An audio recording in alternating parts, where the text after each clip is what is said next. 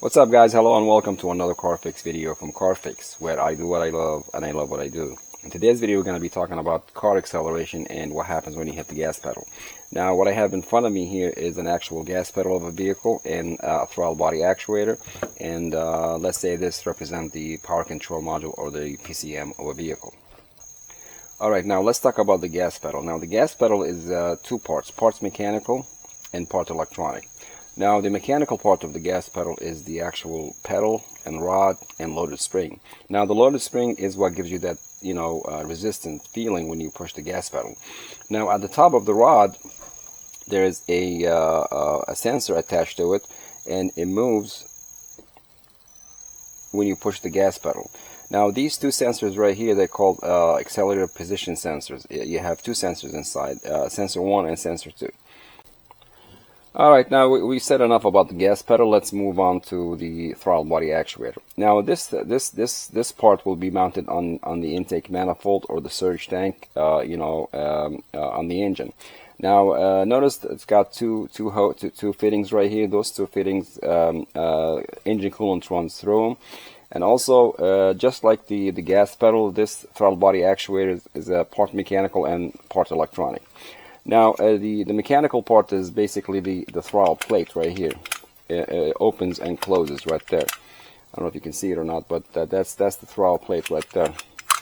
Now the electronic part is inside here, which basically has the same thing as the gas pedal. It has two sensors, but instead of APS-1 and APS-2, this one has TPS-1 and TPS-2.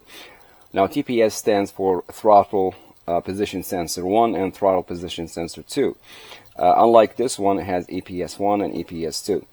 Now you might wonder why the gas pedal has two sensors and the throttle body actuator has two sensors. Now the reason for that is basically for to be more accurate, because both sensors, they work opposite from each other, and both they have to agree with each other. So basically sensor 1 and sensor 2, they have to agree with each other in order for the PCM to function correctly. And same thing with the TPSs, they have to agree with each other in order for the PCM to function correctly. Now the PCM has what do you call input sensors or input circuits. Now the APS-1 and APS-2 and TPS-1 and TPS-2 are input sensors. Just like the crankshaft position sensor, camshaft position sensor, engine coolant temperature sensor, map sensor. Now another example of input sensors are the mass airflow sensor, which basically measures the amount of air that's going into the throttle plate or into the engine, and also the vehicle speed sensor. Now input sensors are very crucial to the PCM or to the operation of the car or the motor in general. Now the PCM gathers information from all these sensors, and based on the information sent from all those sensors, it can actually activate and deactivate solenoids, motors, etc. Alright, now let's talk about the PCM. Now the PCM is the brain of the entire operation. The PCM basically is a computer, and it has processor inside of it, and it has software. So it has hardware and software. Now the software inside the PCM is programmed at the factory for that specific vehicle, and also contains that software contains the correct parameters for all the input sensors. And in this case, the APS-1 and APS-2 and TPS-1 and TPS-2. Now the PCM accomplished this by sending a 5-volt reference to all the input sensors. Now based on the position of the gas pedal, this 5 volts it gets lowered to a specific amount of voltage. Now the PCM translate that to a percentage or position of the actual gas pedal, and based on that it can control the output motor of the throttle plate right here. And this throttle plate actually what gives your engine air. So basically your engine breathes through this throttle plate right here. Now based on how much this throttle plate is open, it allows air into the engine and increases and decreases the speed of the engine. Now, like I said before, the reason we have two sensors inside the gas pedal and the actuator right here is for to be more accurate. because it's computer controlled. Now the computer has to see at least a 1.5 volts difference between sensor 1 and sensor 2, or APS-1 and APS-2. Now, unlike the TPSs, the TPS has to, I mean the PCM, I'm sorry, has to see 2.5 volts difference between sensor 1 and sensor 2. Now, the reason for that, APS-1 and APS-2, they work opposite from each other, so APS-1 is low and APS-2 is high. Once you start hitting the gas pedal, the APS-1, which is low, is start to go up, and APS-2, which is high, start to go low. But they have to maintain certain amount of voltage between them, which is in this case 1.5. So the low go high and the high go low. Same thing with the TPS. That's why on Chrysler, if you look at the PID for APS-1 and APS-2, the parameters should read agree. If they do not agree, that means there's something going on with the sensors. All right, now let's talk about if you have a malfunction in one or two of the APS sensors or the TPS sensors. Now, if you only have one sensor that fails or it's not working correctly, what happens in this case, the PCM will deactivate or default the throttle plate right here to a 35%. So no matter how much gas you give the car, the throttle plate right here will not open past 35%. That's in case of only one sensor. It's either APS-1 or APS-2, TPS-1 or TPS-2. Now, what happens if you have two sensor fail? Like both APS-1 and APS-2 are actually not working, or TPS-1 or TPS-2 are not working. The PCM does the same thing, but instead of defaulting the throttle plate to 25%, it takes it to 25%. So same thing, no matter how much gas you give the car is not going to go anywhere. It's not going to go past 20 miles per hour. Just to give you enough power to move the car out of the way or drive it to a repair shop.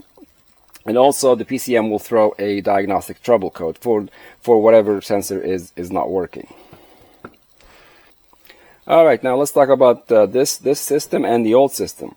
Now this system, like I said, it's it's fully automated. Basically, it's electronic. It's very easy, it's very efficient, easy to work with. Now the old system, it was not like this. The old system, basically you had a gas pedal with a cable attached to it, and it runs all the way from the gas pedal to the throttle plate right here. And also it had only one TPS, which is basically mounted on the rod right here, and both the cable and the TPS are adjustable. Now on the old system, it used to have a separate component that actually controls the amount of air that goes into the engine on idle. They used to call it idle air control system or idle air control motor. Now that component is actually separate from this one, or it can be integrated to it or bolted to it. So basically what it had a bypass here. Basically it has a hole in front of the throttle plate, and it runs through the idle air control, and it goes back to the intake manifold.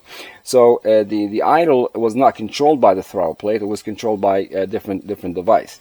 And also for the cruise control, the old style, they used to have a separate system or a separate component for the cruise control.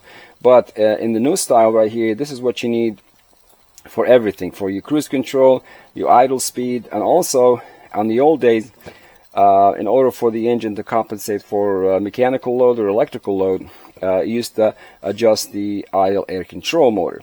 But in this system, this is accomplished by this component right here. So if you turn the AC on while sitting at a stoplight, the computer will compensate for that load from the AC compressor on the engine, the mechanical load that is, and open up the throttle plate just a little bit more so it can compensate for that load, and gives the engine more air and increases the RPM. All right, now we've talked about the gas pedal and the operation of the throttle body actuator, input sensors, PCM, and all that stuff, and the difference between the old style and new style. Now, modern cars, they have only one gas pedal, of course, and one actuator. That's in most cases, but some cars actually have two throttle body actuators, like this one, like this 2009 Infinity G37, which has two actuators, one on each side. That's a VQ3 engine, which is one of my favorite engines. Yeah, it just based on how the engine is set up and the intake manifold is set up, it has two throttle body actuators and two air filters right here, and two mass airflow sensors too. Also, I forgot to mention one more thing. In case of this throttle body actuator, this is off of I think 2013 Nissan Altima. You notice it has two fittings right here. Those two fittings actually for engine coolant. So basically, this actuator has a coolant running through it, not throughout the entire housing, but just just through here to cool down the motor, because this motor gets hot because it's always in a certain position. So they have engine coolant running to it so it can cool it down. Now I notice only in most Japanese cars they have engine coolant running through the actuator. So what I'm going to do, I'm going to try to take this actuator apart and see what's inside of it. Now the gas pedal, I can't take it apart because it's obvious. I mean, you can see everything. This sensor right here, the APS-1 and APS-2 are sealed, so I'm not gonna open that. But I can probably crack this one open and see what's inside of it. All right, now what I have here is a 1/4-inch ratchet and a special tool, which is basically T20 security bit right here. And I'm gonna try to remove those cover screws right there. So, all right. Here's 1, 2, come on, 4, and 3. All right, come on.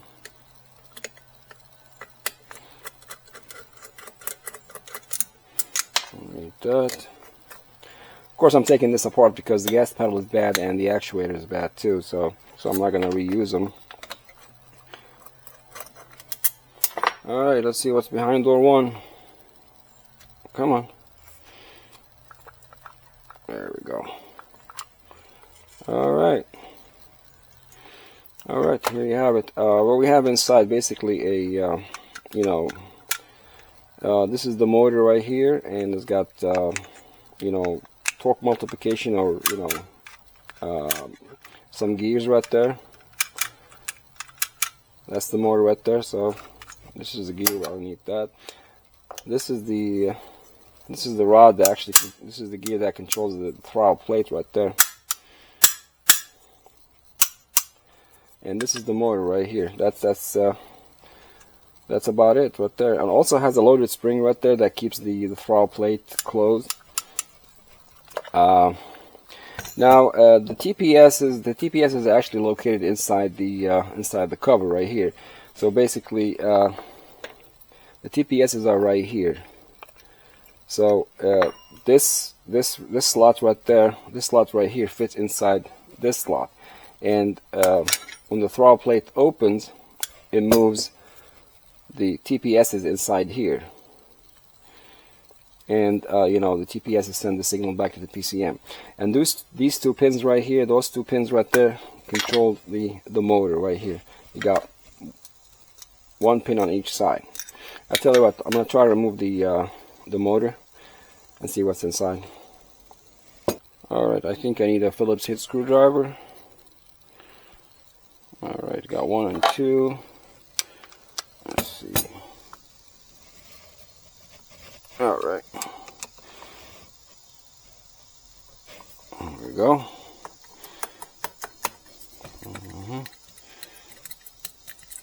I'll need that.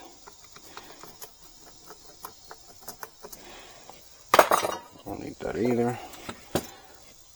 Uh-oh, it's stuck. Oh, maybe it needs a little encouragement. Come on. There we go. All right. Well, there you go. That is the motor that controls the throttle plate right there. Fascinating.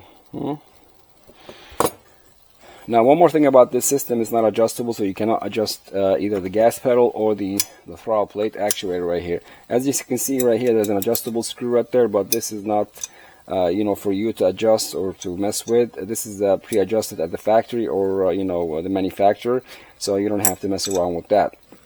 The only thing you need to do, or I need to do when I replace one of those, it's either the gas pedal or the actuator, is do a relearn on the actuator, and that's accomplished by hooking up the car scanner to it and follow the instructions. That's the only thing you can do. That's the only thing you can do to that. Alright, now one more thing about this electronic throttle body actuator. Now, especially if you have a turbo car, or a car that actually burns oil a lot, or you have an issue with your PCV valve system, carbon buildup can actually accumulate on the throttle plate right here, and it might cause stalling, low idle, or performance issues. Now, you should never ever clean the throttle plate yourself. This is a job for professionals only, because this throttle plate can actually take your finger off if you do it the wrong way. So never ever attempt to clean the throttle plate yourself. If you have issues with the car, take it to a repair shop and they know what to do with it. So yeah. Alright guys, this is the end of this video. Today's video was about gas pedal operation, input circuit, output circuits, APS-1, APS-2, TPS-1 and TPS-2. Also, if you want me, let me know if you want me to make more videos about stuff like that. And also, if you like this video, please like, share, and subscribe. And also, if you have any questions, any comments, please leave them in the comment section below. And from now until the next Car Fix video, thanks for watching, and I'll see you then.